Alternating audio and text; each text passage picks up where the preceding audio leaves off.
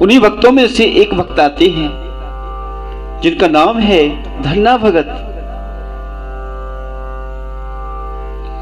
धन्ना भगत जी का जन्म टोंक जिले के धुआं कला गांव में हुआ था। बड़े अनोखे भक्त हैं जिनका जन्म एक साधारण जाट परिवार में हुआ। पिताजी बड़े साधारण हैं, खेती बाड़ी का कार्य करते हैं। अनेक गौएं उनके यहां निवास करती हैं और सेवा करते हैं गौओं की।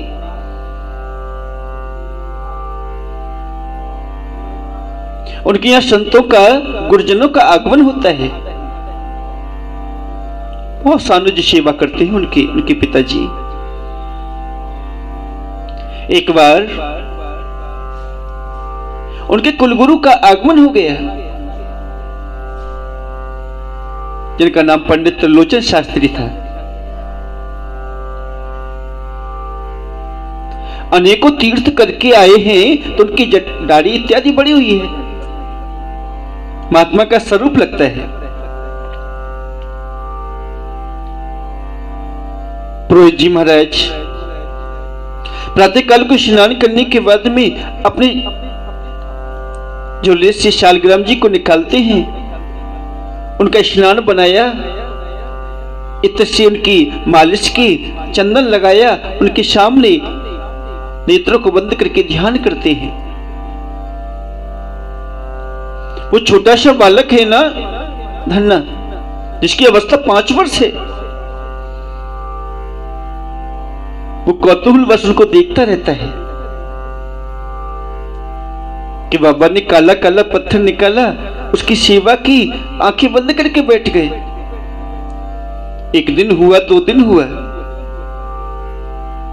एक दिन धन्ना ने पूछा, बाबा ये क्या है? पुरोहित जी ने कहा, बेटा ये मेरे भगवान हैं, इनकी मैं सेवा किया करता हूं। धन्ना ने कहा, बाबा इन भगवान को तो आप मुझको दे दो, मैं इनकी सेवा किया करूंगा।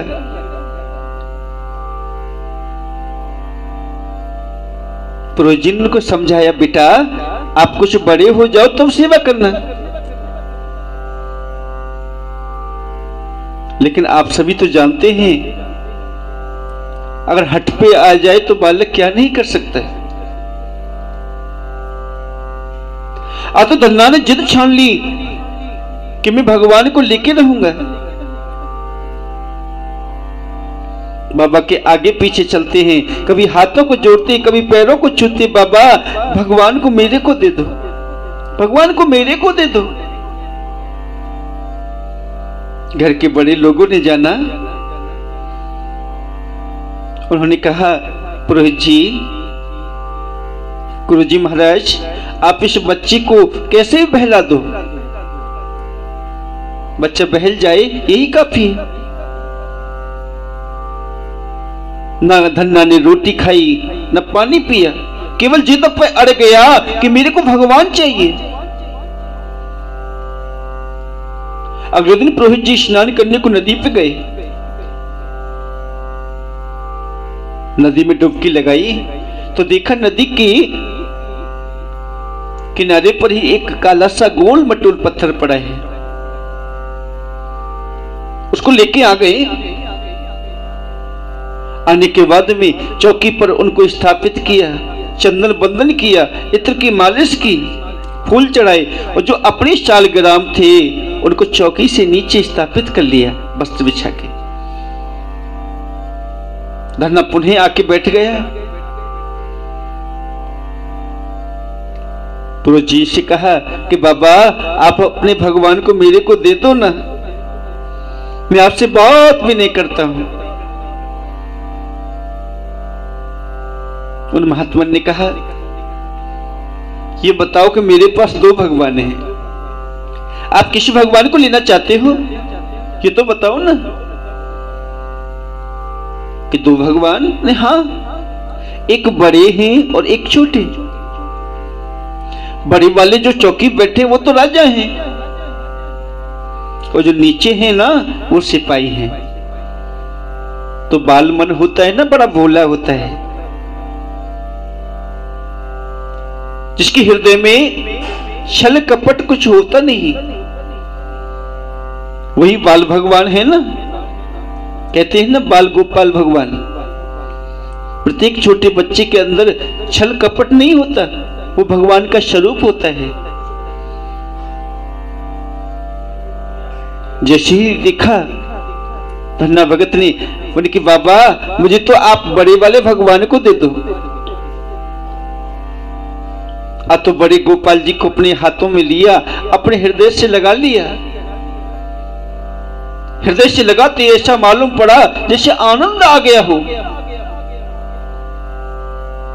अब तो धन्ना भगत उन बड़े से शालिग्राम के विग्रह को अपनी झोली में लेके चलते हैं। माता जी ने रोटी बांधी, रोटी है बाजरे की, टेटी का अचार, गुड़, सब्जी, सब कुछ दे दिया। गाय चराते हैं ना, अब तो गायों को चराने को गए, नदी किनारे गायों को छोड़ा, अपने शालिग्राम जी को निकाला, नदी में स्नान कराया, अपने हाथों से मालिश करने लगे, शायद इत्र के भाव लेके कर रहे हो। चंदन था नहीं तो मिट्टी का टीका लगा दिया चंदन बना के। कुल गुरुजी को देखा था कि भोग लगाते हैं, बिना भोग लगाए वो प्रसादी नहीं पाते थे। अब उस धन्ना भगत ने क्या काम किया, जो बाजरे की रोटी, टेंटी का अचार, गुड़ था ना, सब ठाकुर जी के सम्मुख रख दिया। भोग लगाओ भगवान, आप भोग नहीं लगाओगे ना तो मैं प्रसादी नहीं पाऊंगा, भोजन नहीं पाऊंगा। सुबह से शाम हो गई, भगवान आते तो प्रसाद पाते। शाम को जब धन्ना ने देखा कि शालिग्राम जी ने थोड़ा भी टुकड़ा नहीं खाया, उन रोटियों को गायों को खिला दिया, घर को वापस आ गए। ये प्रतिदिन का नियम हो गया। एक दिन गया, दूसरा दिन गया, तीसरा दिन गया, रोटी ले जाते हैं, गोपाल जी के स्नान बनाते हैं। स्नान बनाने के बाद में भोग लगाते हैं। भोग में अगर प्रसादी ठाकुर जी ने नहीं पाई तो स्वयं भी नहीं पाते, शाम को गायों को खिला देते हैं। चौथा दिन हो गया, भूख से आत्मा व्याकुल है। शालिग्राम जी को स्नान कराया, उनकी मालिश की, चंदन का टीका, जो मिट्टी का चंदन बना के टीका कराया है। टीका करने के बाद में जो प्रसादी वो लेके आए थे खाने के लिए, उसको सामने रखा। भगवान आज चौथा दिन है और आपने भोग नहीं लगाया तो मैंने भी एक अन्न का दाना नहीं खाया। आप प्रसाद पाइए तभी मैं खाऊंगा। अब छोटे से भगत की उस करुण पुकार को श्रवण किया मेरे गोविंद ने, उसी समय प्रकट हो गए हैं। वृंदावन बिहारी लाल की। प्रकट होने के बाद में पास में ही बैठ गए। बाजरे की रोटी है, गुड़ है, अचार है। गोविंद अपने उस बाल भक्त को देखते ही आंखों में करुणा भरी हुई है, हृदय प्रेम से गदगद हो गया। अब तो गोपाल जी ने बाजरे की रोटी खाना शुरू किया। एक रोटी खाई, दूसरी रोटी खाई, जैसे तीसरे को हाथ बढ़ाया, धन्ना ने हाथ पकड़ लिया। भगवान आप तो भूखे हो ठीक है, लेकिन पिछले 4 दिन से मैंने भी कुछ नहीं खाया, इसलिए सारी रोटी मत खाओ, मेरे को भी देख लो ना। आज तो 2 रोटी भगवान ने खाई, 2 धन्ना भगत ने खाई। अगला दिन हुआ, फिर गोपाल जी को बुलाया, गोपाल जी आ गए। ऐसी क्रम चलता रहा। एक दिन गोपाल ने कहा, धन्ना, हाँ भगवान, कि मैं किसी का बिना कार्य के खाता नहीं हूं, कोई कार्य हो तो बता। धन्ना ने कहा, भगवान मेरे पास क्या कार्य है, मैं तो कुछ गाय चराता हूं। अगर तुमका मन नहीं मानता तो आप गायों को चराएं। अब तो धन्ना वहां बैठता है, गोपाल को बुलाता है, भोग लगाता है, और गोपाल जी धन्ना की गायों को चराते हैं। धीमे धीमे समय व्यतीत हुआ है। धन्ना के मन में भाव जागृत हुआ। सामने गोविंद को देखते हैं। गोविंद, आपने मेरे को अपने हृदय से नहीं लगाया। गोविंद ने कहा कि आपकी सच्ची भक्ति से मैं प्रसन्न तो हो गया, लेकिन आपकी मति है ना पूर्ण रूप से शुद्ध नहीं हुई। जब तक बिना गुरु के ज्ञान के आप परिपक्व नहीं होंगे, मेरे को हृदयारविंद में धारण तो कर सकते हो, लेकिन मेरे हृदय से सानुज्य प्राप्ति नहीं कर पाओगे। इसलिए काशीपुरी में सुंदर संत हैं, उनसे दीक्षित हो के आओ। काशीपुरी में जाके धन्ना जी ने बताए भगवान के आदेश पर गुरु का सानिध्य प्राप्त किया। गुरु दीक्षित होने के बाद लौट गए तो गोविंद ने उनको शहर से गले से लगा लिया। अब तो संतों का धन्ना भगत की प्रारंभ हो गया। संतों की संगत आती जाती है। अच्छा परिवार है, दूध दही घी का पूरा भंडार रहता है। संतों के लिए अच्छा प्रसाद बनता है। आके गोविंद का गुणगान करते हैं संत लोग। धन्ना उनकी भक्ति भाव से सेवा करते हैं। एक दिन धन्ना के पिताजी ने कहा कि धन्ना, ये तेरा मार्ग है ना, उचित नहीं है। हम जाट परिवार से हैं, खेती बाड़ी का हमारा कार्य है, और तू संतों की सेवा में निरंतर लगा रहता है, तो इस परिवार का आगे विस्तार कैसे होगा? आज से कोई संत मेरे घर में प्रवेश नहीं करेगा। अगर तुमने ऐसा करता, मैंने तेरे को देखा ना, तो मुझसे बुरा कोई नहीं होगा। धन्ना ने कहा, पिताजी ठीक है, आज से किसी संत को यहां नहीं लेके आऊंगा।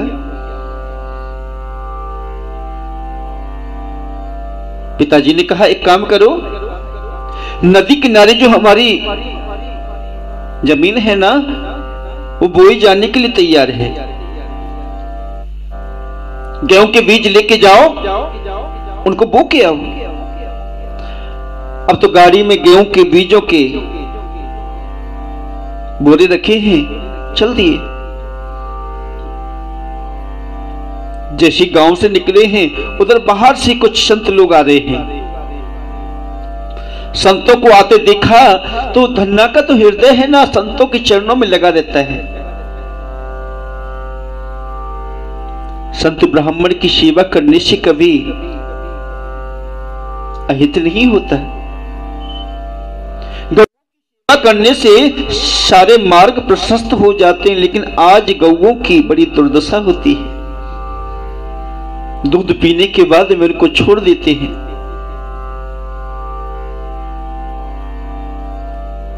संतों को सामने रुका देखा, प्रणाम बंदन किया, महाराज आप कहां जा रहे हैं?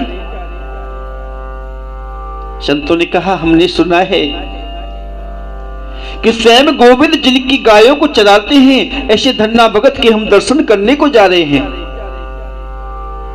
वहीं पर आज विश्राम करेंगे, प्रसादी ग्रहण करेंगे, अगले दिन यात्रा प्रारंभ करेंगे। धन्ना भगत ने विचार किया, पिताजी ने कल आज ही मना किया, और संतों को लेके घर गया तो पिताजी काफी नाराज होंगे। इसलिए धन्ना भगत ने कहा, महाराज वो साधारण सेवक में ही धन्ना हूं जिसे लोगों ने धन्ना भगत के नाम से प्रसिद्धि प्रदान कर दी है। आप ऐसा कीजिए, नगर में क्या करेंगे? नदी किनारे बड़ा सुंदर सुंदर वृक्षों का उद्यान है, वहीं प्रसादी बनाएंगे, आपको खिलाएंगे। जो बीजों का अन्न था उसको लेकर बाजार में गए, सारे बीजों वाले गेहूं को बिका,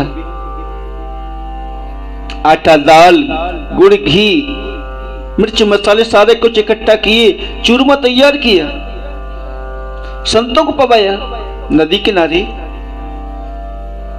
लेकिन धन्ना विचार करने लगे कि अगर मैंने खेती बोने के लिए मैं आया था और बीज सारा संतों को खिला दिया, बीज बेचने के बाद ही प्रसादी के सामान लेके आए थे ना, तो बूं क्या? तो नदी किनारे से उस बालू को कट्टों में भरा, लंबी चौड़ी जमीन थी ना, अब तो जोतते जाते हैं, उसी बालू को उन्होंने पूरी जमीन पर बिखेर दिया। घर पे आए, पिताजी ने पूछा जमीन को बुआए? बुआई महाराज। धन्ना अगर बता देते तो पिताजी बहुत कलेश करते।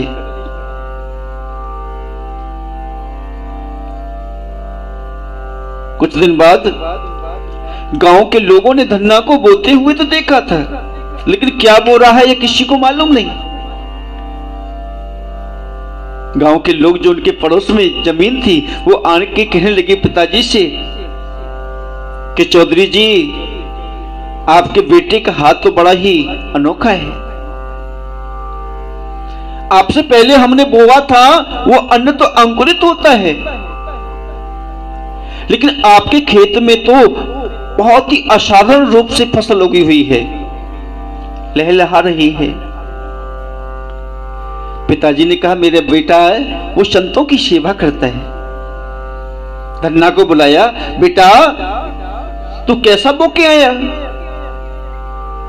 धन्ना ने समझा कि पिताजी को सारी बातें मालूम पड़ गई। पिताजी क्या हुआ? बेटा हमारे जो पड़ोसी खेते हैं ना, जिन किसानों के, इतना अच्छा उनका अन्न नहीं उगा जितना हमारा उगा है।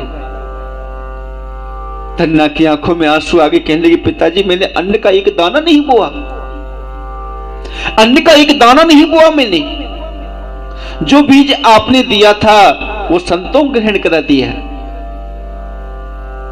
सारी घटना को बताया। पिताजी की आंखों में भी आंसू आ गए, बहुत ही अच्छी फसल होगी। पिताजी ने कहा बेटा मैंने तेरे को वैसे ही डांटा, अब संतों को तुम जैसे सेवा करना चाहो करते रहना, मैं मना नहीं करूंगा। संतों की निरंतर सेवा करते हैं धन्ना जी। एक बार की बात है, गांव में अकाल पड़ गया।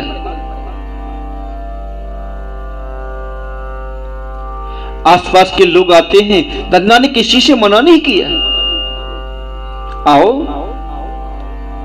प्रसादी पाते जाओ, जिसको अन्न की आवश्यकता अन्न लेके जाओ। सभी लोग आते जाते, निरंतर सेवा चलती, लंगर चलता रहता है धन्ना भगत का। भगवान ने परीक्षा लेनी चाहिए, स्वयं भी पहुंच गए संत के वेश में। कहने लगे कि बेटा जब सभी लोग इस सूखा से परेशान हैं, कई वर्ष हो गए, तुम्हारे यहां निरंतर ये सेवा चलती है। धन्ना ने कहा बाबा मेरा क्या है, सब दिया हुआ उस गोपाल का है, उस गोपाल ने मेरे को दिया, मैं सभी को देता हूं, तो मेरे पास में क्या है? संत रूपी भगवान कहने लगे, धन्ना मैं तुम्हें कुछ बीज देके जाता हूं, इन बीजों को बोना, इससे जो निकले ना उस फसल को तुम स्वयं अपने हाथों से काटना, एकांत में इसको खोलना, किसी को बताना नहीं इसका रहस्य, क्योंकि हमारे जाने के बाद में ही वर्षा होगी। लेकिन तुम्हारे घर में अन्न का अब एक दाना नहीं बचा। सभी लोग अपने अपने बीजों को छुपा के बैठे थे कि धन्ना के यहां खाते रहेंगे, धन्ना के यहां खाते रहेंगे और अपने बीज को संचित करते रहेंगे। तुम्हारे पास बीज नहीं है, ये बीज बोना,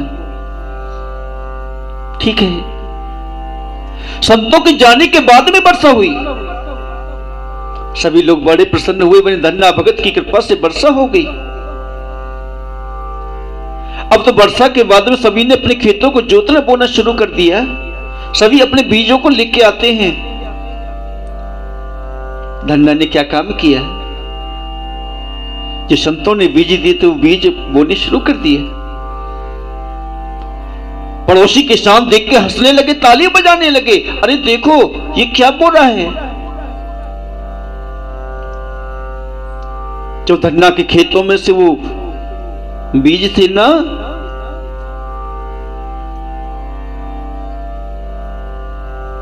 जो संत लोगों के हाथों में आप देखते हो ना कमंडल,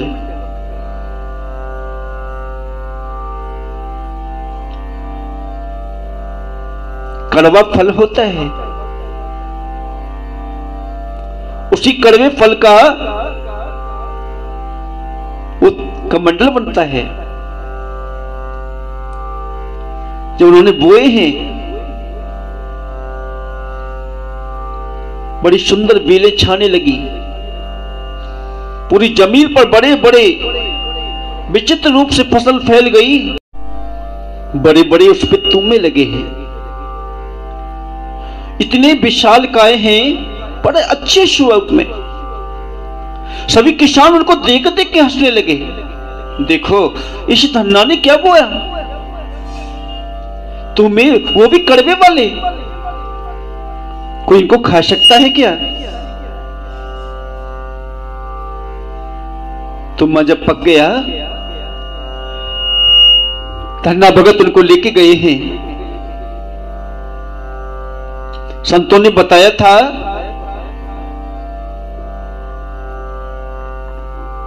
कि जो पहला फल निकले ना, उसको बड़े ठाकुर जी को अर्पण करके एकांत में तब उसको निकालना, उसको खोलना।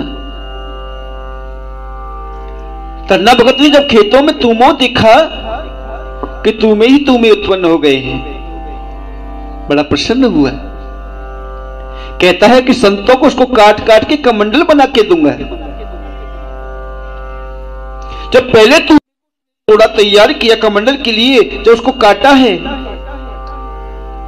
पंचगव्य से उसका स्नान करा के तैयार करना प्रारंभ किया, तो पहले तुमे में ही हीरे मोती जवाहरात स्वर्ण मुद्राएं सब कुछ निकला।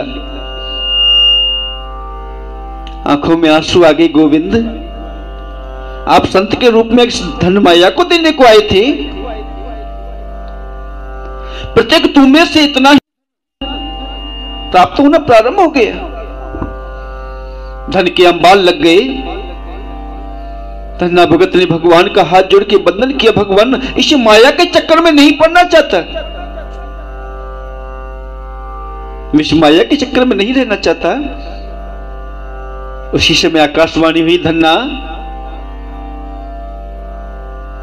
तुम मेरी परीक्षा में पूर्ण रूप में शुद्ध सफल हुए हो। तुम निरंतर इस धन के द्वारा संतों की, गरीब जनों की सेवा करते रहो। धन्ना भगत ने उस धन के द्वारा लंगर चलाना प्रारंभ कर दिया, जो निरंतर चलता गया। वही धन्ना भगत को लोगों ने धन्ना सेठ के नाम से प्रसिद्धि प्रदान कर दी। जो बाकी का धन था ना, उसे एक तालाब में डाल दिया। वार्ता कहां शुरू हुई कि भक्त चाहे सच्चे भाव से भगवान को भी अपने पास बुला सकता है। भक्त के बस में है भगवान। धन्ना के गायों को चराया,